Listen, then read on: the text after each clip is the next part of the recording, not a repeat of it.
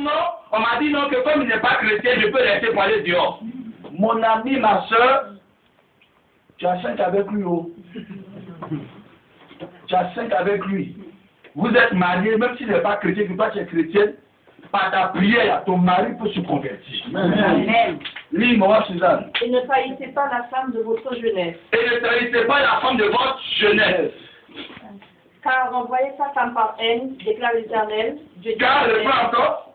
Car renvoyer sa femme par haine, Car renvoyer ta femme par elle, déclare l'Éternel. déclare l'Éternel, Dieu d'Israël. Dieu d'Israël, C'est comme maculer de sang c'est maculer de sang, son propre vêtement son propre vêtement, en commettant un acte de violence, en commettant un acte de violence, déclare l'Éternel, déclare l'Éternel, le Seigneur des armées le célestes. Seigneur des armées célestes. Restez donc dans votre bon sens Restez encore dans votre bon sens. et n'agissez pas en traître. N'agissez pas en traite. Amen. Amen. Amen. Prends ton abulo, faut marquer. Il y a un passage dans la Bible qui nous parle, hein. Hey. Tu laisses, tu cherches ta femme. C'est comme si tu m'attends ton propre vêtement de sang. Parce que vous êtes mariés, vous faites un. Sa douleur, là, ça sera aussi ta douleur. Amen. Amen. Amen. Amen. Quand on est marié à une femme, quand on est marié à un homme, on ne doit plus agir en traite. Amen. Amen. On doit être correct, on ne doit pas divorcer. On dit maintenant on peut divorcer. C'est du mensonge. Dieu est le divorce. Dieu n'aime pas le divorce. Amen. Voilà pourquoi avant de t'engager avec un homme, pas la peine de chercher la face de Dieu et de réfléchir avec le Seigneur. Parce que le jour où tu divorces, tu ne dois plus te marier jusqu'à la mort de la femme ou de l'homme. Tant que la personne n'est pas morte, que tu vas dire une femme qui est adultère.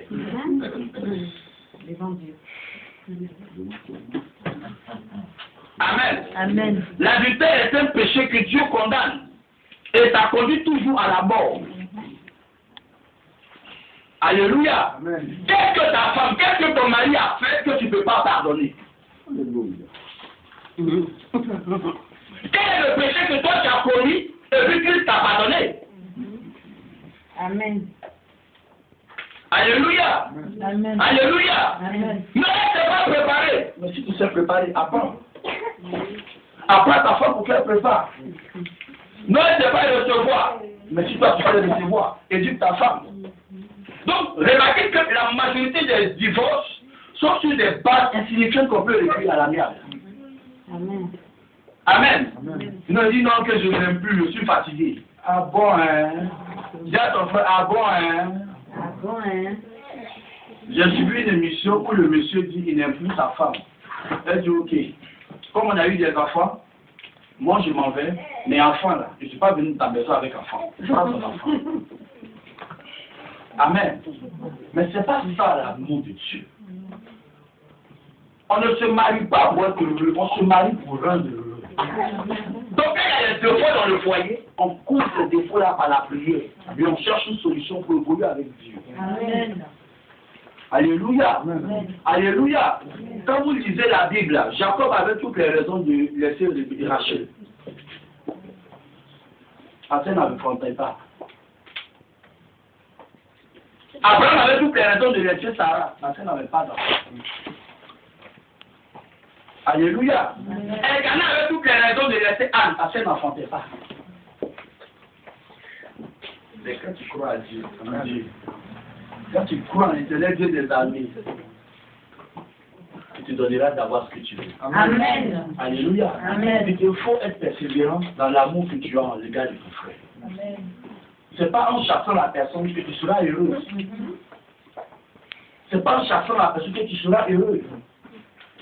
Remarquez que tous ceux qui sont divorcés aujourd'hui, même les femmes, toujours reviennent dans leur premier amour. Amen. Quand j'étais avec mon mari, quand j'étais, elle a envie de revenir dessus.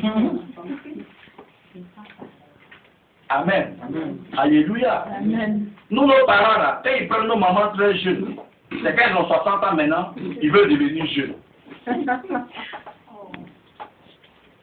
Non. La femme que tu as est ta couronne. Alléluia. Si on est réellement chrétien, on ne peut pas se baser sur des choses que Dieu peut régler pour dire non qu'on ne veut plus de notre femme ou on ne veut plus de notre mari. Avant de s'engager dans une relation de mariage, il faut prendre la peine de prier le Seigneur. Parce que tu t'engages, c'est fini. Le mariage est une élévation spirituelle. Alléluia. Quelqu'un qui divorce ne pourra plus jamais se retrouver. Parce qu'il verra toujours les défauts sur les femmes. Elle verra toujours les défauts sur les hommes. Amen. Amen. Ceux qui divorcent n'ont plus peur de faire maintenant commettre adultère. Amen.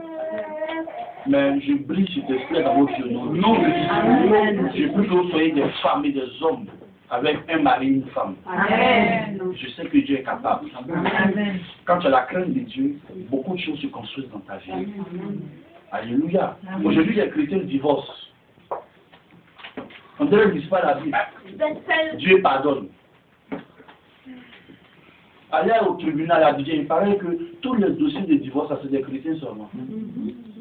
Sur 100 dossiers, il y a 90% chrétiens. Mais allez chez les musulmans ne divorcent pas. Même s'il maltraite sa femme, elle est vieille avec lui. Nous, les chrétiens, nous, dans la parole, on divorce.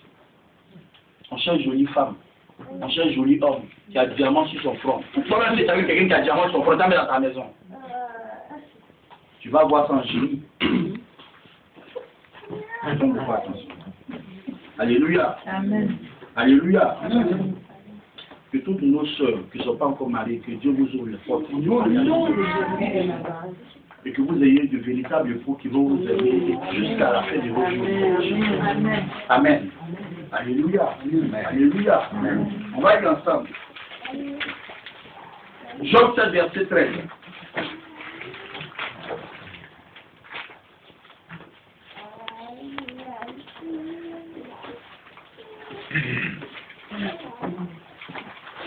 Le but du diable, c'est de souiller notre corps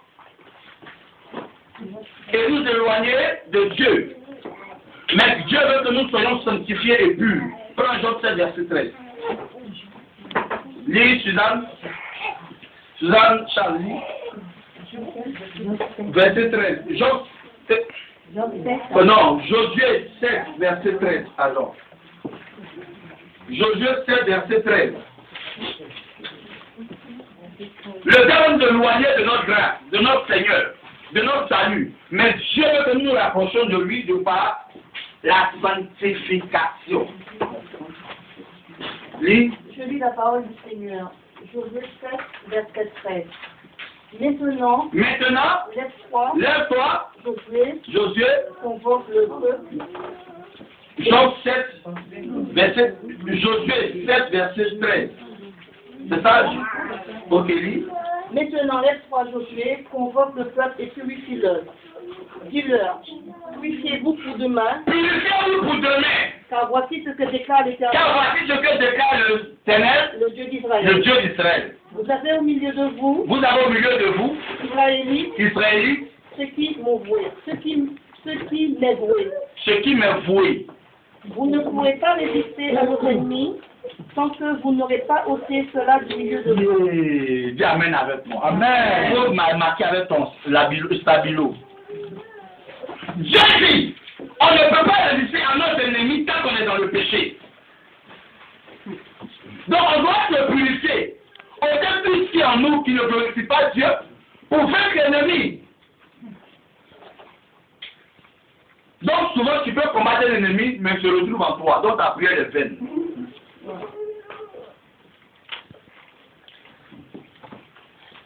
Amen. Alléluia. Amen. Alléluia. Amen. Tu peux briser l'esprit de mensonge dans ta vie, c'est vrai. Mais lui-même, il a voulu plus te regarder. C'est-à-dire que 2 minutes après, il va revenir. Amen. Il faut passer d'abord par la repentance, se sanctifier avec le Seigneur et ensuite engager un combat. Amen. Alléluia. Et quand tu te sépares de ça, ne rentre plus là-dedans. Alléluia. Donc il y a des choses que nous sommes en train de faire. Est-ce que Dieu est d'accord avec nous? Aujourd'hui, nous allons vers la fin de l'année. Tout à l'heure, nous allons prier. Mais les choses qui sont en nous, là, il faudrait que nous commençons à nous séparer de ces choses-là pour que la prière de la fin d'année soit des prières efficaces pour notre vie.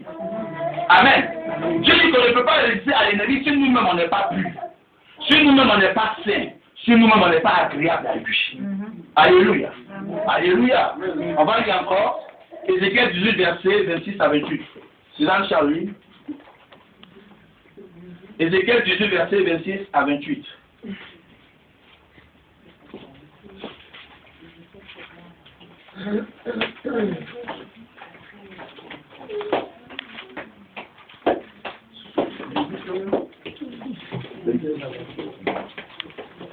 (26 à 28). Oui. Oui, verset 26.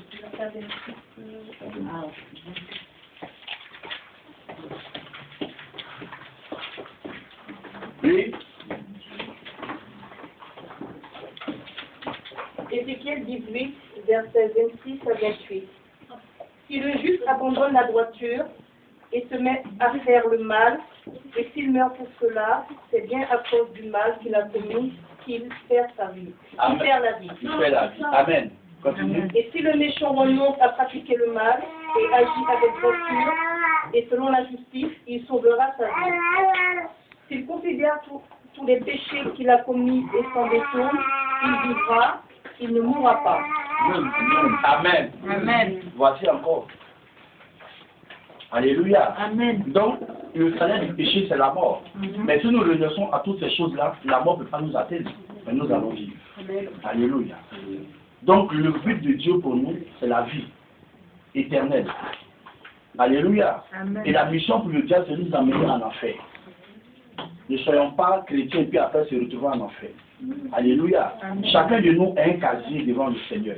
Et le casier, je sais que ta vie doit être toujours vierge. Christ a porté toutes nos iniquités. On ne doit pas encore demeurer dans le péché. Amen. Si ta vie est vierge, est saine, demeure toujours une personne saine. Alléluia. Amen. Alléluia. Amen. Mais si tu dois commettre le péché à tout moment, mais le péché finira par te tuer. Ce que je vous dis, ce n'est pas de l'amusement. Le péché, là, c'est de la saleté. Amen. Une chose que tu fais qui n'est pas bien, tu ne peux pas être heureux.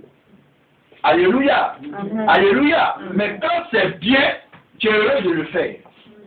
Voilà pourquoi tout péché, quand les hommes le font, ils se cachent pour le faire. Alléluia. Amen. Logiquement, si c'est bon, tu ne peux pas te cacher pour le faire. Amen. Évitons beaucoup de choses. Le péché, ce n'est pas simplement le sexe. Ce n'est pas simplement le glisser, ce n'est pas simplement l'adultère. Mais toi-même, est-ce que tu aimes ton frère qui est en face de toi? Amen. La Bible dit, tu aimeras ton prochain comme toi-même. Mais le véritable amour même, là, c'est de faire du bien à l'étranger et renoncer même à sa gloire. Amen. Abraham, quand tu prends Genèse 18, la Bible dit qu'après la circoncision d'Abraham, il était dans la douleur. Il était assis à l'entrée de sa tente. Et pendant qu'il était assis à l'entrée de sa tente, malgré la souffrance, il se posait la question pourquoi depuis il n'a pas reçu des étrangers à manger chez lui à la maison. Et quand il a levé la tête, la Bible dit qu'il vit 3 personnes. Il a permis que ces 3 personnes entrent dans sa maison. Alléluia. Alléluia. Alléluia. Amen. Mais quand tu rentres dans certains textes, il dit que les 3 personnes, il y avait un homme de la ville, un citadin. Il y avait un marin et il y avait un berger. 3 personnes, mais de différentes couches. L'homme de la ville, c'est l'homme civilisé. L'homme de la mer, c'est celui qui subit tous les jours le vent de la mer, qui est le marin. Et le berger, c'est quelqu'un qui n'est pas civilisé, mais il vit le jour et il est en nomade. Mais il est dit que quand les 3 personnes sont arrivées, ce qui a marqué Abraham, il a vu que ces 3 personnes étaient tous ensemble. Ils n'étaient pas divisés. Les 3 sont venus directement chez lui. Et il a dit, venez, vous lavez les pieds, vous purifiez, et mangez chez moi. Amen. Amen. Alléluia. Amen. Pourquoi Abraham l'a présenté à manger? Parce qu'il est dit que quand tu fais du bien à un étranger, c'est comme si tu vas faire du bien à Dieu. Dieu pourra toujours accepter ça. Amen. Est-ce que ta maison est ouverte à un étranger? Mais à l'étranger, que tu auras le discernement de vouloir, de savoir qu'il vient de Dieu ou pas. Mais c'est pas pour les étrangers que tu dois recevoir.